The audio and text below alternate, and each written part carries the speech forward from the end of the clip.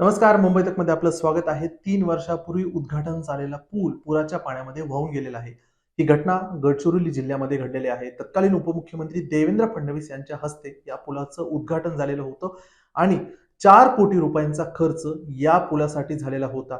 हे सर्व प्रकरण काय, तो पूल कोणता होता, त्यासाठी कंत्राट कुणाला देण्यात आलेलं होतं आणि आत्तापर्यंत विरोधकांनी काय आरोप केलेले आहेत आणि ज्या पुलाचं कामाचं जे प्रकरण आहे, म्हणजे पुलाचं काम ज्या पद्धतीनं झालेलं आहे, त्यावरती देखील प्रश्नचिन्ह उपस्थित होत आहे.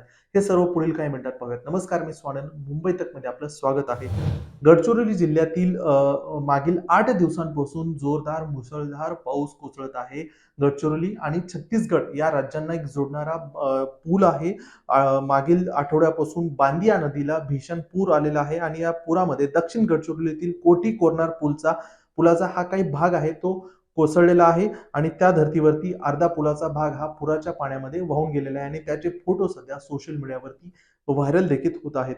तत्कालीन उपमुख्यमंत्री देवेंद्र फडणवीस यांच्या हस्ते या पुलाचं उद्घाटन करण्यात आलेलं होतं आणि गडचिरोली ते छत्तीसगड या जिल्ह्यांना जोडणारा हा पूल आहे. सध्या पावसामुळं हा पूल वाहून गेल्यामुळं जो वाहतूक आहे, नागरिकांचा जो संपर्क आहे, या भागातून दुसऱ्या भागामध्ये जाण्यासाठी ह्या पुलाचा निर्मिती झाली होती आणि तो सध्या संपर्क तुटलेला आहे. या पुलाच्या बांधकामासाठी 2019 मध्ये 4 कोटी रुपयांचं बजेट सँक्शन करण्यात आलं होतं. त्यानुसार टेंडर देखील निघालेलं होतं आणि कंत्राट हे मिथिलेश मिश्रा यांना या पुलाच्या कामाचं कंत्राट त्यांना मिळालेलं होतं.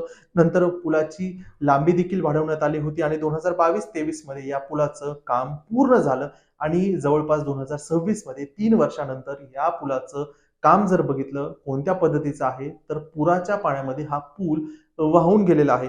15 ऑगस्ट 2023 मध्ये तत्कालीन उपमुख्यमंत्री आणि गडचिरोलीचे पालकमंत्री देवेंद्र फडणवीस यांच्या हस्ते आणि तत्कालीन अन्न व औषध प्रशासन मंत्री धर्मराव बाबा आत्राम जे की राष्ट्रवादीचे नेते आहेत, त्यांच्या हस्ते या पुलाचं उद्घाटन झालेलं होतं. क्रांतीवीर बाबूराव शेडमाके पूल असं या पुलाला नाव देखील देण्यात आलेलं होतं. त्यामुळे कोट्यवधी रुपये खर्च करून केलेल्या पुलाचं काम अशा पद्धतीनं जर होत असेल, सामान्य नागरिकांच्या कराच्या रूपानं जो पैसा सरकारला जातो, त्या कराच्या रूपातून जी विकास कामं होत आहेत, त्या विकास कामांचा दर्जा जर अशा पद्धतीचा जर असेल, तर नक्कीच यावरती प्रश्नचिन्ह उभे होतात आणि उभारले देखील जात आहेत. विरोधकांनी देखील यावरती टीका केलेली आहे आणि ज्या पद्धतीचं हे काम झालंय त्यावरती आक्षेप नोंदवला आहे. बाकी सर्व घडामोडींसाठी तुम्ही पाहत राहा मुंबई तक.